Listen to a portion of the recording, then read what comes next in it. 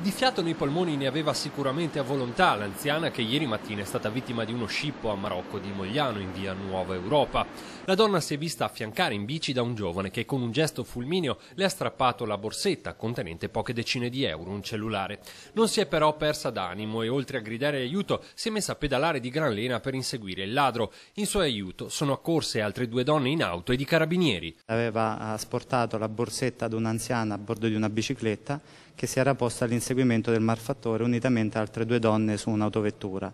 Quindi la tempestiva segnalazione delle donne unitamente alla presenza dei militari ha fatto sì che questo venisse ritracciato poco dopo in un casolare abbandonato a Mogliano Veneto. Il malvivente è stato pizzicato mentre tentava di nascondersi all'interno di questo casolare, ma l'inseguimento condotto dall'anziana vittima ha reso vano ogni tentativo di fuga. In manetta è finito il 24enne Andrea Toniolo, già noto alle forze dell'ordine. Il giovane è stato anche denunciato per porto abusivo d'arma, con sé aveva infatti un coltello.